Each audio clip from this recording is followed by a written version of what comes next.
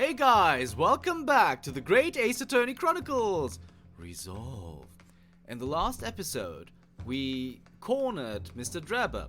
We showed some evidence with the camera and, well, yeah, he kind of still denies having something to do with this murder case. So we are about to present some evidence here. The evidence that establishes a motive and explains why the witness wanted the victim dead is right here. And that is the thing. So we are supposed to present something here that establishes a connection between Mr. Drebber and Mr. Asman. And the thing is, I have no clue at all, guys. So we're just gonna think through this together. So we do have a Great Exhibition newspaper containing various articles about the world-leading science, technology and show at the Great Exhibition held in London. And we already went through that. There is nothing of interest here, because if there were, it would show up here. So the crossbow doesn't link them together, the piece of green cloth doesn't, the experiment sketch doesn't, the photograph of the victim.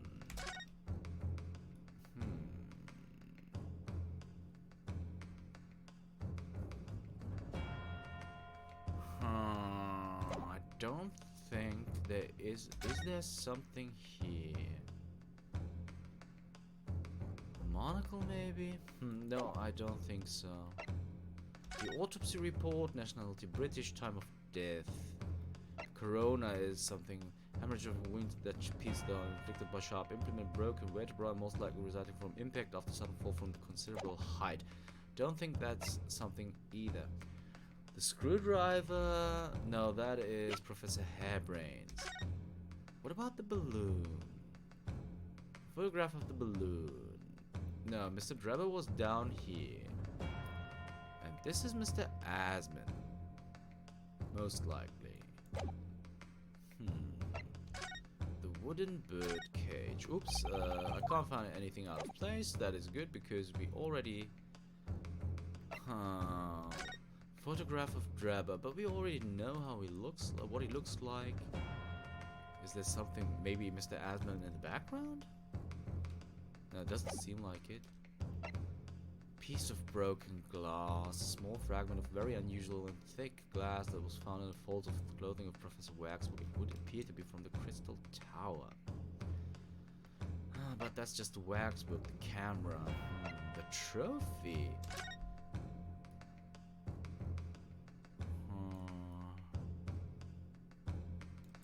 No, but that's just Mr. Drebber. The head of the Professor Waxbook that was stolen from him on Tuspel's special exhibit. So, but we can't open the lock. Although, wait a second, is that it, maybe? No, we already checked that, we can't open it. Killer's autopsy report.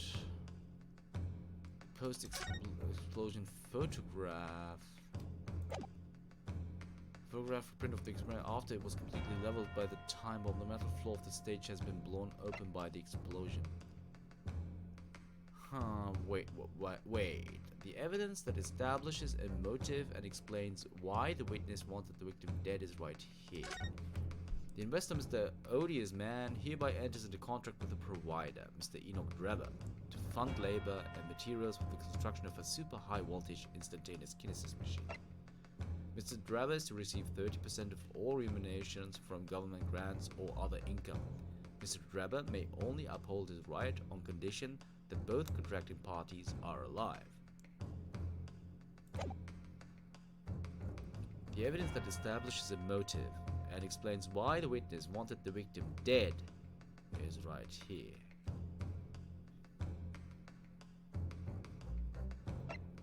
What about the 10-year-old article?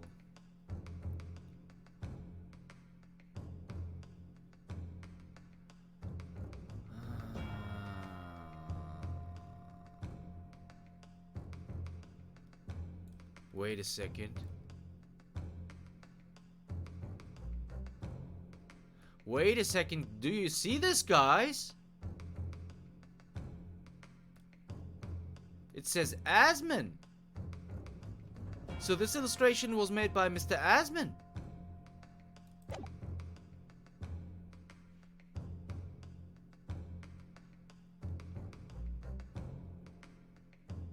Why the witness wanted the victim dead is right here.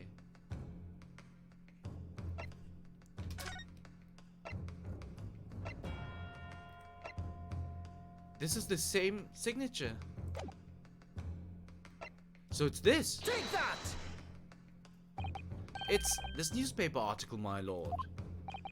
That was written 10 years ago, and every detail has been examined already. What can it possibly tell us? That drivel should never have been written. It's typical gutter press nonsense that means nothing. Yes, on its own, it isn't particularly significant. However, when considered alongside another piece of evidence, it will completely explain your motive for wanting Mr. Asman dead. What other? What other evidence? Counsel, you will present your supplementary evidence without delay. The evidence, which when cross-referenced with the newspaper article, establishes a motive for the deed. Well, it can only be the contract then. I mean, I don't get the motive. But it can only be the contract, right? I'm gonna present the contract here. Take that! It's this contract, my lord. Mr. Drebber, this is the contract you signed with Mr. Asman. Yes, that's right. The very document, in fact. That proves I had no reason to kill the man. Exactly, that's the problem. No, I'm afraid not. What? There's something very significant that this newspaper article and the contract have in common. Really? And it's that common link that shows very clearly why you were determined to kill Mr. Odious Man. It seems the defense has uncovered something the rest of us have missed. So, my learned friend, point out what these two pieces of evidence have in common. Where exactly is the link between this newspaper article and the contract? Well, I already showed you guys. I think it's just that that Mr. Asman is the illustrator. Take that! What these two pieces of evidence have in common is a signature. A signature? The signature on the illustration that accompanies the 10-year-old article and the signature on the contract belong to the same person. What? Oh.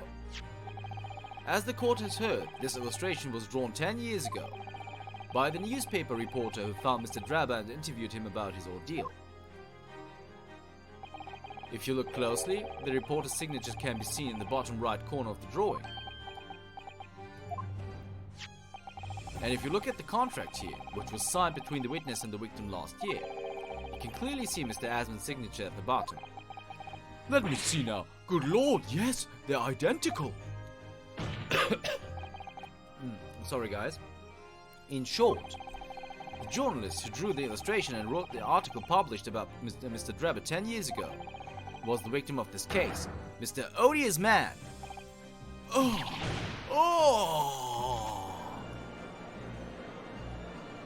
Objection!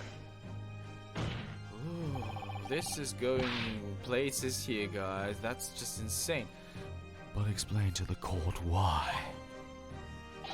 Why would that constitute a motive for the witness to murder Mr. Asman? Well, if you think back, you'll remember that Mr. Drebber talked about that article in his testimony. Grave robbing, you say? Yes, exhuming fresh corpses to sell is reasonably lucrative. That is quite beyond the pale. You would invite divine retribution, sir. Yes, well, I think I suffered retribution enough. The Daily Circus eventually unearthed my name and put it in print. It caused me a great many headaches. In the end, I had to leave the university. That was the only paper with a bad grace to identify me unambiguously, I might add. Then I gave up on my dream of becoming a scientist, and it was all because of that newspaper article.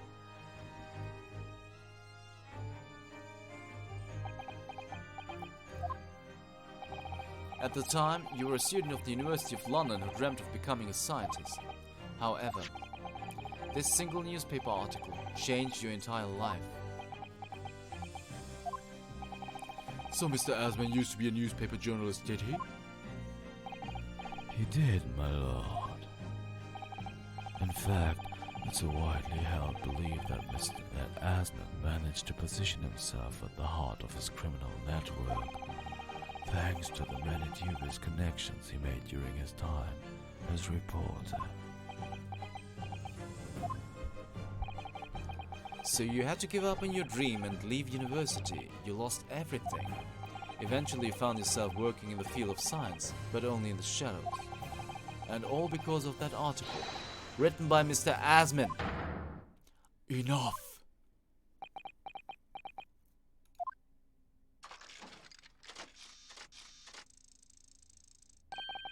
Stop this endless drivel about my life. What? Explain yourself, Mr. Drebber. Yes, it's true. I had to leave the university as a result of that article. But it was just the straw that broke the camel's back. What do you mean? Almost every student of science in the faculty was too poor to actually conduct any research. But they struggled on with their hypotheses anyway.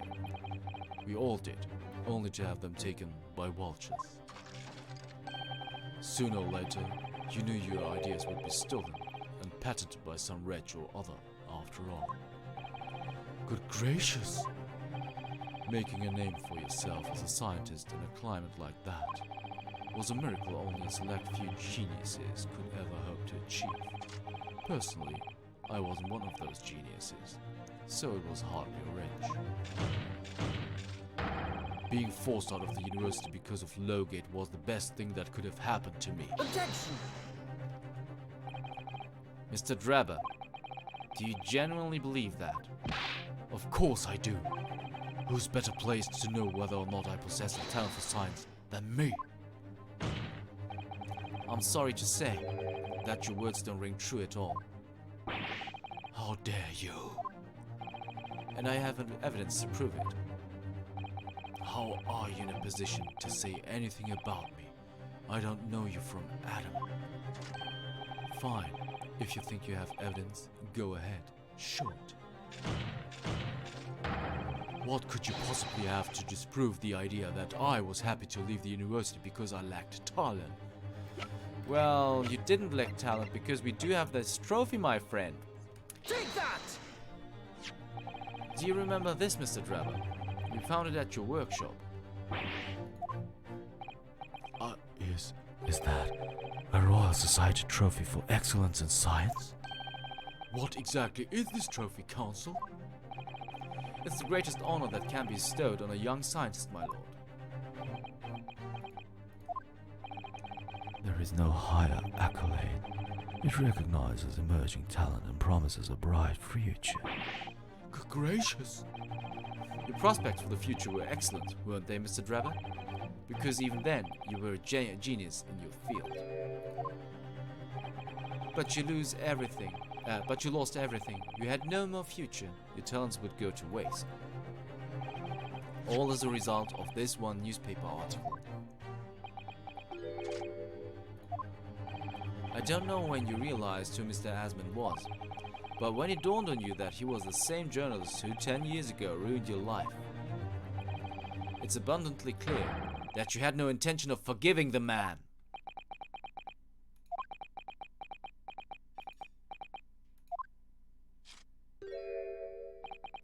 The truth is, Finally, he's going to fold.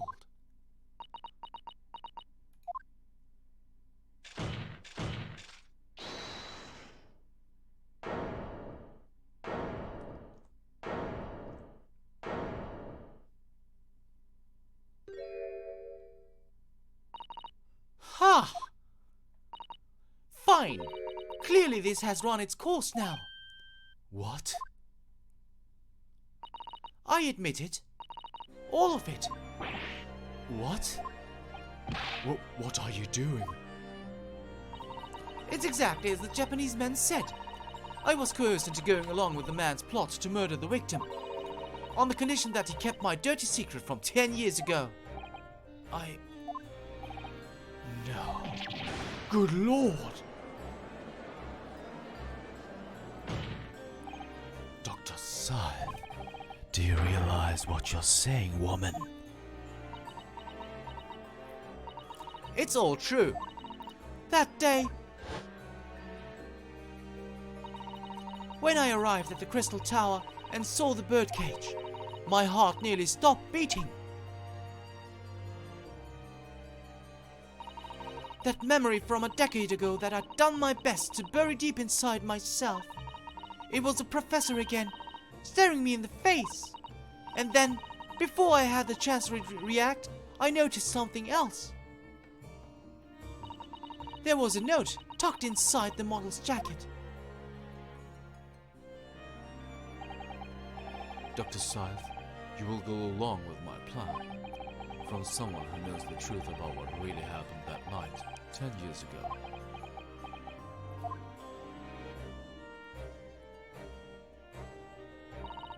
All the instructions were there in the note. Every detail was meticulously written out.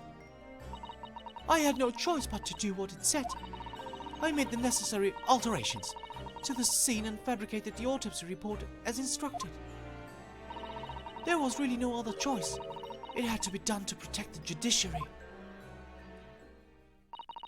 I can only apologize now.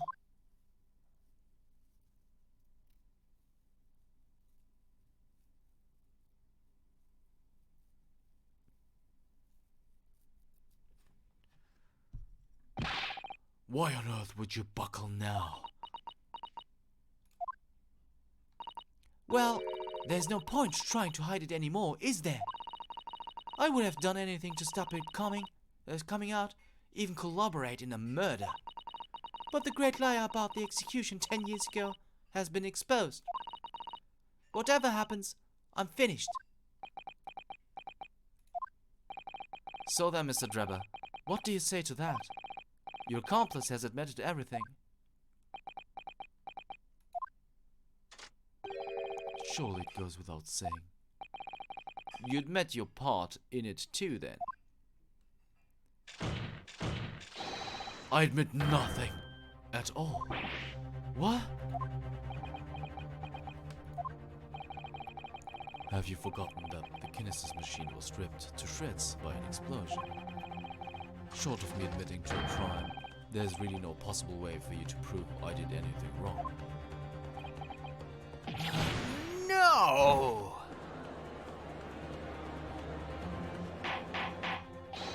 Order, order, order!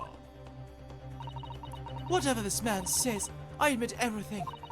He threatened to expose my secret, so I went along with his plan. And Lord Van Ziegs? Yes?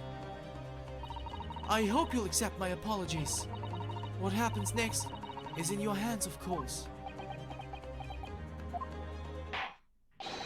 I have heard more than enough now. I hereby present the final findings of this court. This trial is not the proper forum in which to pursue the alleged wrongdoings of Mr. Drebber. The defendant is Professor Albert Harebrain. Very true. It had slipped my mind. Isn't he one of your closest friends? As the court has heard, Dr. Scythe has admitted to the allegations brought by the defense, thereby absolving the defendant of any possible guilt. You mean? At the present time, it is the conclusion of this court that the defendant was not involved in any wrongdoing. Does the prosecution have any objection?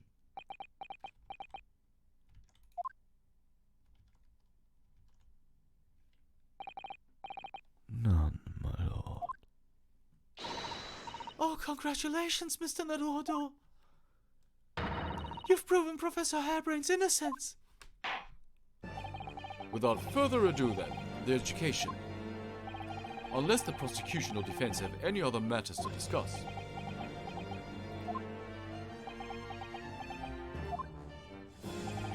I don't know, this doesn't feel quite right. I do feel the same way, Ryunosuke. Why did Dr. Scythe suddenly admit to it like that? Is everything alright, Mr. Naruhodo? Like you said before, the way the trial is set to end now, the judge will certainly deliver a verdict of not guilty. But is that really what we want? What the defense should be pushing for now is... Further testimony, right? There is no way we are not going for further testimony. We're going for further... nothing is clear, guys. I'm sorry. We're going for further testimony. Objection! The defense objects to the trial ending at this time, my lord.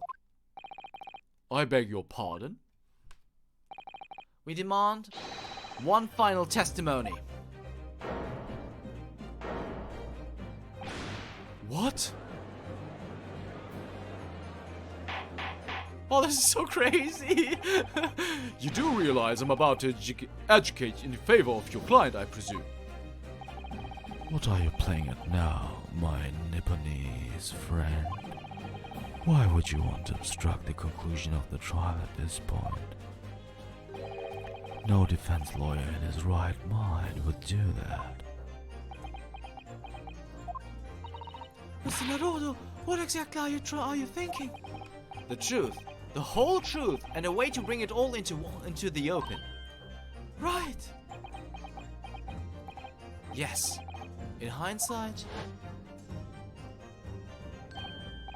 Ah yes, one word of warning before I go.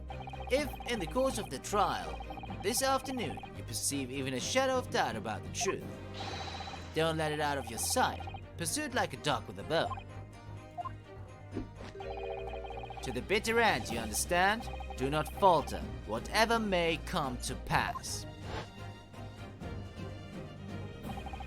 I'm sure Mr. Sholmes knew. He must have deduced that this would happen. Yes, I'm here in court to advocate for my client and to secure any acquittal. Obviously. But that's not all. I believe that I have a duty to the court to pursue the whole truth of the case until every last detail is laid bare. And that is why the defense calls for further testimony from Dr. Scythe. Testimony from me? About what? About the nature of your collaboration with Mr. Enoch Drabber. Ha! In case it's escaped your attention, I've already admitted to everything I did. The whole truth has already been revealed. So stop wasting everyone's time. As his lordship made very plain, your client will get the acquittal you wanted for him. There's simply no point protracting this business further with another tedious cross-examination. Objection!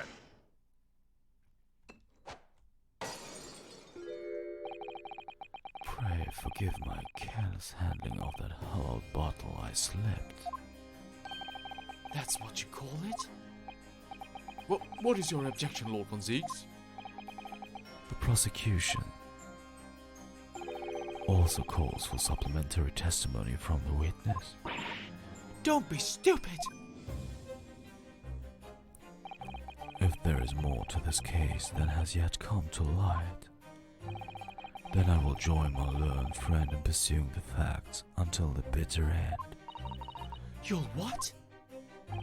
Lord von Zieks? This is most irregular, to say the least. However, as the prosecution also calls for it, I will uphold the request. Dr. Scythe, you will testify for the court, explaining the full extent of your involvement in the murder apparently committed by Mr. Drabber. Very well.